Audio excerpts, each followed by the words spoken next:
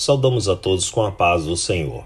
Hoje nós estamos meditando no Evangelho segundo Mateus, no capítulo 26, do verso 14 ao 16. O nosso tema, a conspiração de Judas. O texto bíblico nos diz assim: Então, um dos 12, chamado Judas Iscariotes, dirigiu-se aos chefes dos sacerdotes e lhes perguntou: O que me darão se eu o entregar a vocês?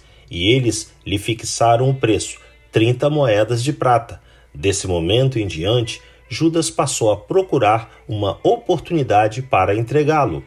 Meus amados, a perda dos 300 denários e a defesa que o Senhor fez a Maria, afirmando que ela tinha praticado uma boa ação para com ele, e onde quer que o evangelho fosse pregado, o testemunho dela seria contado, provavelmente deve ter deixado Judas indignado, fazendo com que ele não mais escondesse a sua hipocrisia e o impulsionasse a revelar toda a maldade que estava em seu coração. Assim, sabedor do ódio que os chefes dos sacerdotes nutriam por Jesus, ele foi procurá-los para saber quanto eles lhe pagariam se entregasse o seu mestre para eles. A proposta de Judas foi totalmente ao encontro dos interesses da liderança religiosa e, por isso, eles responderam que pagariam 30 moedas de prata por sua conspiração, o que foi prontamente aceito pelo discípulo infiel, que começou a buscar uma ocasião para concluir o seu plano de traição que se consumaria dali a 2 dias.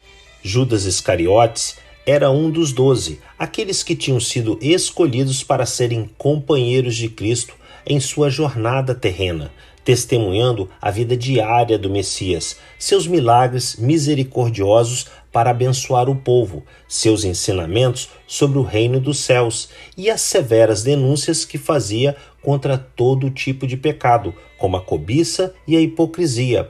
Embora tenha caminhado e testemunhado os atos de Jesus durante 3 anos, todos os dias, isso não foi o suficiente para mudar a dureza do coração de Judas, que apesar de tudo, barganhou a vida do Salvador por 30 moedas de prata, que deveriam ser ciclos e equivaliam à quantia para a compra de um escravo.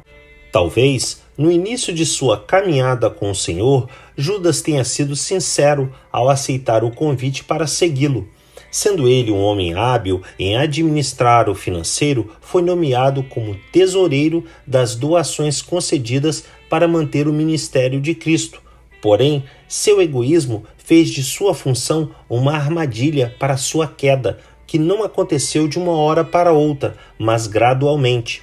O erro fatal de Judas foi se deixar ser dominado pela cobiça ao dinheiro.